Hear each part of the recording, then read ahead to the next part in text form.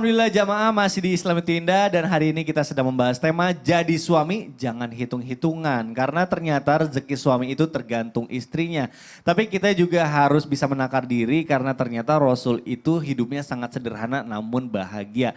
Nah tapi tadi saya tuh rencananya hari ini makan siangnya mau di skip dulu lanjut makan malam aja maksudnya biar irit. Tapi nggak boleh kata Ustaz Syam, ternyata ada perbedaan antara pelit sama irit. Nah Ustaz Syam, saya tuh jadi bingung nih tadi saya mau irit tapi dibilangnya itu nggak gitu juga gitu. Nah sebenarnya apa sih maksud dari orang yang pelit itu, definisinya pelit tuh gimana, terus apa bedanya sama hemat Ustaz Syam, mohon penjelasannya.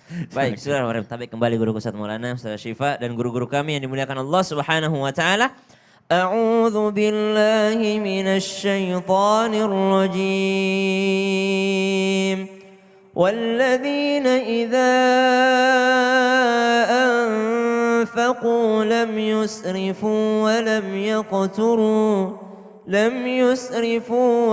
يقتروا وكان بين ذلك قواما.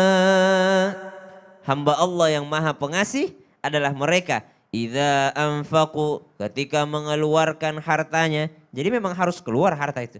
Idza anfaqu, keluar hartanya, lam yusrifu, tidak boros. Jadi tidak berlebih-lebihan.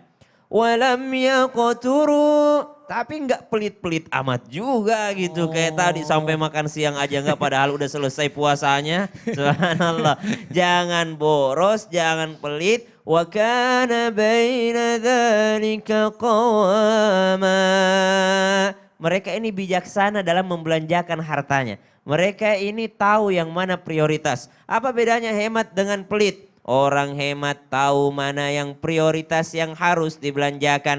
Jikalau bukan kebutuhan yang penting-penting, maka tidak dibelanjakan kecuali itu adalah sesuatu yang prioritas. Tapi kalau orang pelit sama sekali nggak mau belanja, mau penting pun nggak mau.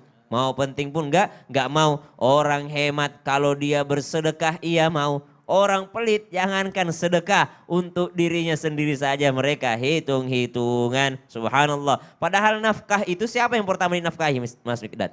Keluarga? Bukan.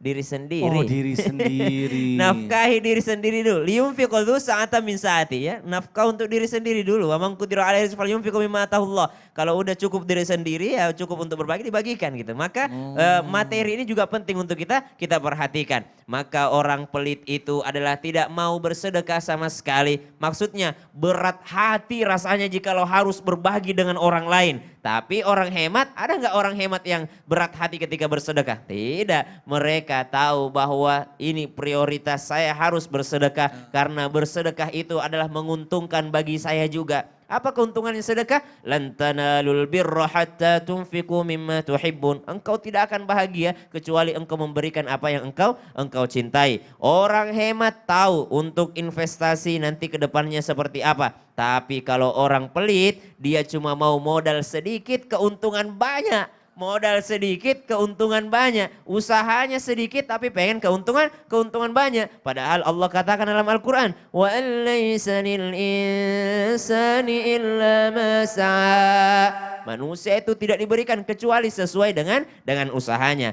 Maka haruslah kita pintar-pintar dalam memilah-milih. Apakah kita ini orang yang pelit atau kita orang yang hemat. Karena dalam Al-Quran juga disebutkan, wa amma bi ni'mati rabbika fahadits. Atas nikmat Allah sebut-sebutlah. Allah juga dalam satu riwayat, Allah itu senang melihat bekas-bekas nikmatnya pada hambanya. Jadi kalau misalnya Allah kasih kita nikmat, Allah senang kalau kita pakai.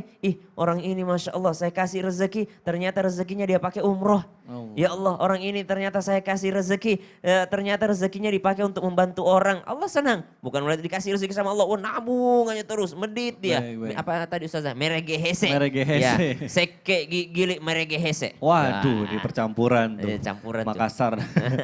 Makassar seke. Jadi penting juga menafkahi diri sendiri terlebih dulu, termasuk memberi makan pada diri sendiri supaya kuat. Betul. Beli motor untuk modal. Apalagi makan, dan makan itu bikin kuat beribadah. Subhanallah. Waduh. Buat sahur gitu. Bener. Kalau kitanya tidak punya modal tenaga ya gitu ya. Modal transportasi motor atau mobil untuk bekerja juga kan akan mempersulit kita. Baik, nah bicara soal prioritas nih, saya jadi ingin bertanya sama Ustazah Syifa.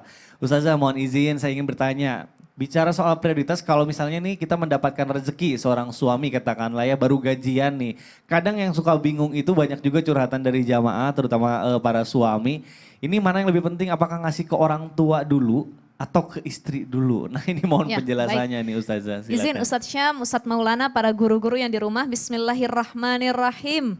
Terkadang suami itu sering dilematis, sering bingung kalau lagi dapat uang ataupun gaji. Istri dulu, apa ibu dulu ya? Mana yang harus diutamakan? Nah kedua-duanya itu penting. Pertama untuk orang tua. Banyak dalil ayat Al-Quran yang mengutamakan pentingnya berbuat baik. Nah salah satunya memberi kepada orang tua. Ya, wa wassaynal insana biwalidayhi hamalatsu ummuhu wahnan ala wahnin ila akhir ayat. Ini juga harus kita berbuat baik sama orang tua. Yang kedua ada ayat wa'budullaha wa la tusyriku bihi syai'aw wa bil walidaini ihsana. Setelah kita tidak menyekutukan Allah, hal yang kedua harus kita lakukan adalah berbuat baik kepada orang tua. Bahkan Syekh Ali Ahmad Al-Jurjawi dalam Hikmatut Tasyri' wa Falsafah mengatakan wa minal ma'lumi annal infaqu alaihima min ahsanil ihsan wa aujabil wajibat wa aqrabil kurubat. Sesungguhnya memberi kepada orang tua itu adalah kebaikan yang paling baik di antara kebaikan yang lainnya. Kewajiban yang paling wajib dan mereka itu adalah kerabat yang paling dekat yang melahirkan kita. Ya, seperti itu. Nah, tapi ada dalil yang kedua, kepada istri juga punya tanggung jawab yang penting. Apa dalilnya? Wa 'alal mauludi lahu rizquhunna wa kiswatuhunna bil ma'ruf. Istri itu harus dikasih nafkah yang ma'ruf, yang baik. Bahkan dalam hadis Rasul juga disebutkan walahunna 'alaikum rizquhunna wa kiswatuhunna bil ma'ruf. Lalu kalau dua-duanya penting, istri harus kita nafkahi, orang tua harus kita nafkahi. Bagaimana cara menanggapinya? Disinilah yang disebut dengan thoriqatul jam'i. Menggabungkan dua dalil yang bisa kita lakukan bersamaan. Istri harus dinafkahi juga, orang tua juga. Jadi seimbang, tidak berat sebelah. Kalau kita beliin emas 50 gram sama istri, sama emak kita juga kita beliin. Kalau istri kita beliin pakaian bagus, emak kita juga kita beliin. Jadi harus seimbang. Jangan hanya menyenangkan hati istri tapi tidak menyenangkan hati ibu kita. Dalam banyak hadis Rasulullah itu sering mengatakan ummuka, ummuka, ummuka. Bahkan dalam riwayat yang lain dikatakan anta wa maluka li abik. Kamu dan harta milikmu juga itu buat orang tuamu. Kita nggak bisa kayak gini kalau bukan karena doa orang tua. Banyak laki-laki yang cuman ngutamain istri, ini karena doa istri saya. Tapi ibunya nggak pernah disebut. Padahal tadi benar kata Ustadz Maulana ada dua bidadari yang mendoakannya, ibunya dan istrinya. Ini pernah ada orang yang bertanya sama Imam Nawawi, salah satu imam dari mazhab Syafi'i dalam fatwanya. Laki-laki itu datang mengatakan, wahai Syekh, bagaimana kalau misalkan saya punya istri dan ibu, siapa yang harus saya utamakan, istri saya apa ibu saya? Apa kata Imam Nawawi? Sesungguhnya yang harus kamu utamakan itu adalah istri kamu. Tapi tetap kamu tidak menyepelekan nafkah kepada orang tuamu. Ada yang orang tuanya kaya raya tetap ngasih tapi tidak berlebihan. Karena lebih utamanya sama istri dan anak. Tapi ada juga yang diuji sama Allah, pendapatannya sedikit, orang tuanya juga gak punya pendapatan. Mau gak mau anak laki jadi tulang punggung keluarga. Nah tetap saja jumlahnya harus lebih besar istri, tapi jangan sampai orang tua kita tahu. Dan kita punya kewajiban juga memberi tiap bulannya. Nah yang kedua kata Imam Nawawi, kalaupun kamu bingung memilih tetap utamakan istri dan anak karena itu kewajiban kamu ketika menikah. Yang kedua tetap jaga hati ibunya. Tetap jaga perasaannya, bukan perusahaannya ya. Perasaan ibunya. Jangan sampai ngasih perusahaan jadinya. Jangan sampai ngasih uang ke istri depan ibu, itu jaga perasaan. Jadi suami itu punya wilayah-wilayah untuk menjaga perasaan orang tua. Pertama, jangan ngasih duit ke istri depan ibunya. Kedua, jangan muji istri depan ibunya. Itu juga menjadi bumerang antar menantu dengan mertua. Allahu a'lam bishawab. Waduh, Masya Allah. Akhirnya terjawab nih pertanyaan bagi para laki-laki atau para suami. Alhamdulillah Ustazah terima kasih banyak ya ilmunya, Masya Allah. Nah baik selanjutnya saya mau ke Ustadz Maulana. Ustadz Maulana sering dengar juga pasti nih ada kalimat kayak gini di caption di sosial media. Uang suami itu milik istri. Ya. Dan uang istri adalah milik istri. Ya. Aduh. Itu saya bikin kali. Oh iya. Itu gimana sih sebenarnya? Berarti nggak adil dong orang yang kerja suami tapi kalau misalnya uang istri aja gitu. Ini bagaimana nih menurut sudut pandang Islam nih? Mohon penjelasannya guru, Baik, silakan. bismillahirrahmanirrahim. Izin Sasam dan Sasasipa. Satu hal buat kita.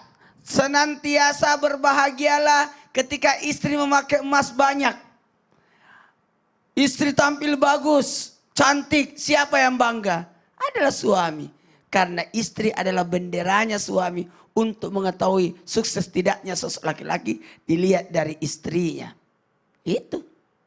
Pertanyaannya, uang suami milik istri. Uang istri milik istri. Wah, bagus banget ini.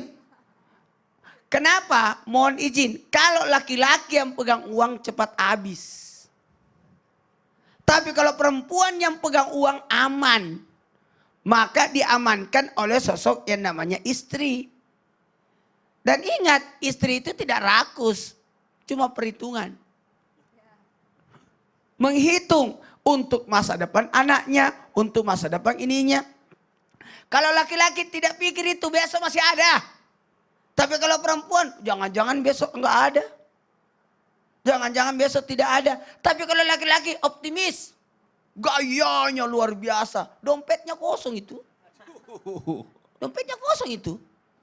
Karena laki-laki itu tidak mau dilihat miskin. Padahal nota semua di dompetnya itu. Nota. Bon-bon utang. Tapi kalau perempuan itu aduh tidak mau kelihatan. Ada capture ya. Capture atau Itulah gadget? gambaran. Oh. Gambaran. Baik. Gambaran ada seorang kelihatannya kalau hari-harinya baju biasa. Pas pesta, oh luar biasa. Nah, itulah sosok wanita.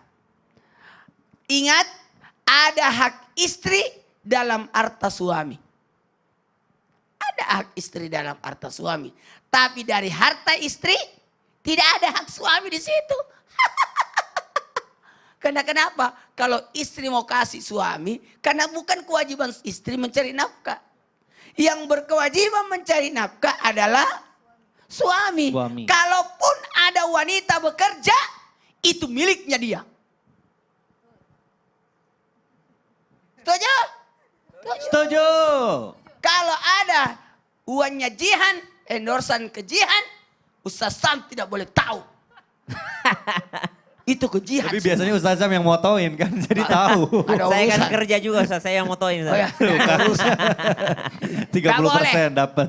Nah, semua pendapatan Ustaz Sasipa, Ustaz Sasari tidak boleh tahu. Udah. Dan kalaupun Ustaz Sasipa mau kasih suaminya, itu sebagai sedekah. Sebagai sedekah. Tapi ingat kepada wanita-wanita, kasihlah suami. Kenapa? Karena ada andil suami dalam pekerjaanmu. Karena engkau tidak bisa keluar rumah tanpa seizin suami. Engkau tidak bisa bekerja tanpa restu daripada suami. Masya Berarti ada Allah. andil suami dalam pekerjaanmu. Baik. Wahai wanita yang gajinya lebih tinggi daripada suaminya. Banyak nih. Wahai wanita yang lebih tinggi pangkatnya, karirnya daripada suami. Wahai wanita yang lebih tinggi titelnya daripada suami. Sadarkan pada dirimu bahwa bagaimanapun suami tetap pemimpinmu. Masya Allahu Allah. Akbar. Allahu Akbar. Iya dong. Bijak sekali ini dari dua sudut pandang dapat dua-duanya kena. Ini Kita keren harus nih. bahas dari dua sudut Betul, pandang. betul. Iya. Pas banget ini dari sudut pandang wanita dari Ustazah Sifa, Iya. laki-laki dari kita, alhamdulillah. Baik jamaah, Masya Allah ini menarik banget tema kita hari ini. Kayaknya jamaah juga semangat banget, soalnya kelihatan nih banyak banget pertanyaannya. Nah supaya mempersingkat waktu, kita juga insya Allah akan memberikan nih kesempatan, insya Allah nanti pertanyaan akan dijawab sama guru-guru kita. Sekarang kita akan masuk ke dalam segmen Tanya Dong Ustadz. Kami semua tanya dong Ustadz. Baik, alhamdulillah ini kita langsung aja bacakan yang sudah dipilih oleh tim Islam itu Indah. Ada pertanyaan dari @cunayah7042. Assalamualaikum Ustadz. Waalaikumsalam warahmatullahi wabarakatuh. Izin bertanya, bagaimana kalau seorang istri membantu suami mencari kekurangan untuk kebutuhan hari-hari dengan cara meminjam? Lama-kelamaan hutang tersebut menumpuk dan si suami menyalahkan istri. Padahal si istri berbuat itu dengan tujuan membantu suami menutupi kekurangan tiap bulannya. Mohon pencerahannya Ustadz. Nah ini boleh dijawab melalui tausiah dari Ustazah Sifa. Silakan Ustazah.